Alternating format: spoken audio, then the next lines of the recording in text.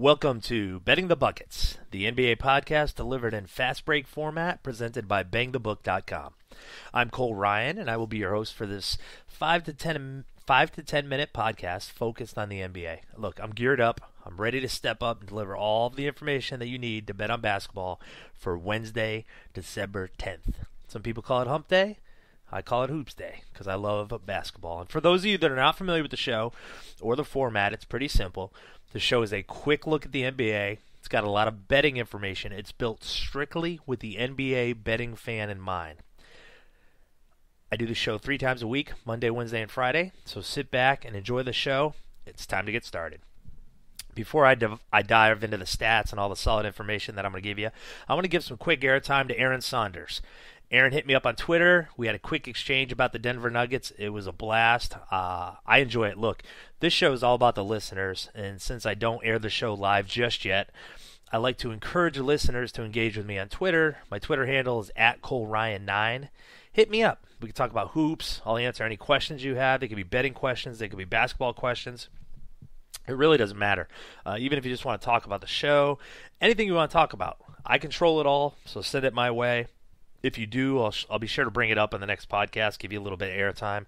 Because, like I said, the show's all about you. So I figure, why not, right? All right. With all the logistics out of the way, it's time to get dirty and dig into the numbers. Let's go beyond the box score and look back at a game that stood out to me over the last few days. This game actually took place on Monday night. And I like to look back and dig deep to find wagering angles that may be useful in the future. So I'm going back to that game on Monday night featuring the Utah Jazz and the Sacramento Kings. Not all games can be glamorous. I get it. You like to bet on the best teams. You like to bet on the Heat and the Bulls and the superstar players.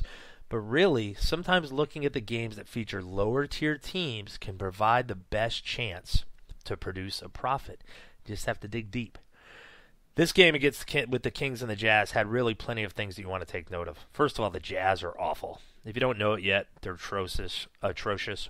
When they were playing against the Kings, they came in on an 8-game losing streak. Really, if it wasn't for the 76ers free fall where they've pretty much made it clear to everybody they've given up on life, the Jazz would be getting a little more attention as one of the worst teams in basketball. They have trouble getting wins, period, on the season.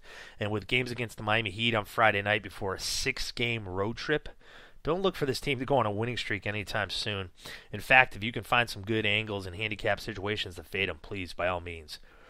The Kings are a very interesting team. They're without DeMarcus Cousins. He's recovering from viral meningitis. This is something that you don't recover from right away. It takes a lot of time. So 7 to 10 days is what they gave him. So they're going to be without him for a little bit. And the Kings are obviously a better team with him in the lineup. In this game against the Jazz, it was really interesting to see Rudy Gay step up to the forefront to win this game. He scored 29 points. He was very aggressive, but he's not going to be able to do this every night. Case in point, before the win against the Jazz, they had lost 17 of their last 18 games without DeMarcus Cousins in the lineup. That's big news. But what I really want to focus on in this game is looking at the box score. The Kings were 28 of 36 from the free throw line. That's a 78% conversion rate. This number right away piqued my attention, and it made me look beyond the box score, which of course is what I like to do.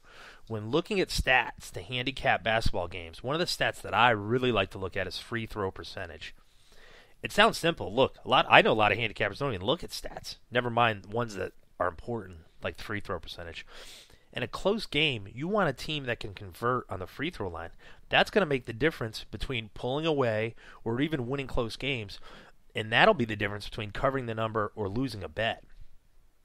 Do you want more proof of how important this stat is? The top 6 teams in free throw percentage are a combined 72 and 52 against the spread this season. That's crazy.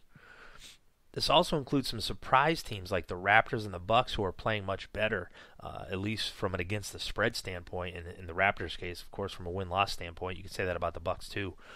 When it comes to basketball games, so that's why I always like to stress: dig deep, do your research, and you'll find some winners when you go beyond the box score. Now let's quickly shift to the betting market for Wednesday night, and let's do a quick line check. The game I want to cover is the game between the Portland Trail Blazers and Minnesota Timberwolves.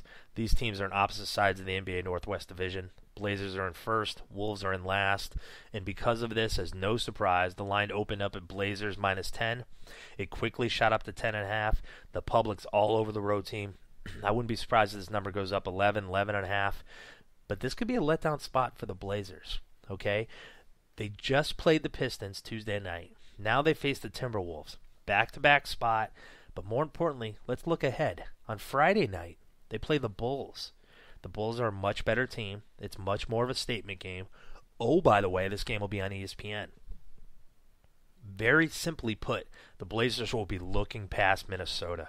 The Blazers are also just 1-4 against the spread when they are away favorites in back-to-back nights that include 3 games and 4 nights.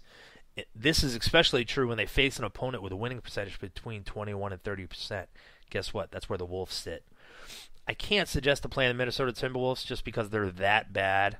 But be careful of backing the Blazers as a double-digit road chalk in this spot because they're not going to be motivated. This line's a bit inflated. And anytime I'm dropping big numbers on the road, I want to stay away from that game. All right, let's wrap up the show with a pick against the spread for tonight. I lost my last pick on Monday with a miserable pick on the Pacers. I thought they were going to come home from a road trip and show up, but they were blown out against the Hawks. This game was never close. Look, I'll be bragging, patting myself on the back when I pick winners, so I'm certainly going to take credit or at least have an honest approach when it comes to losers, and I picked a bad one. But as quickly as I'll get over my wins, I'll also get over my losses, so let's move on to tonight. I'm going to take a pick on the Hornets. I'm looking at -2 at the least recent lines I'm looking at over the Boston Celtics. The Celtics are playing 3 games in 4 nights, and although they are coming off a night off, they're coming off a double overtime loss to the Wizards.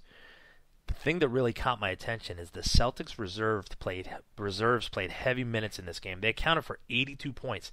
That's the highest Boston bench total since at least 1985, 1986. The whole team will be tired, and I really think this is a good spot for the Hornets at home. When the Celtics are road underdogs playing in 3 games and 4 nights with a day off, they're just 25-45 straight up. With that in mind, I think the Hornets win. I think they cover the small number. Give me the Hornets at home. That'll do it for the show. Quick and easy, right, people? Make sure to follow @BangTheBook on Twitter and stop by BangTheBook.com for all of your basketball betting needs this season. And again, drop me a message on Twitter. I'm @ColeRyan9. I love to talk about the show, the NBA, anything in general. What do you want to talk about? You want to talk about life? I'll even talk about football. I don't care. Look, come, engage with me. We'll have a good time. I'll make sure to give you some airtime on the next podcast. The next one, of course, airs Friday. And make sure to have a great night on the basketball court and win big betting the buckets.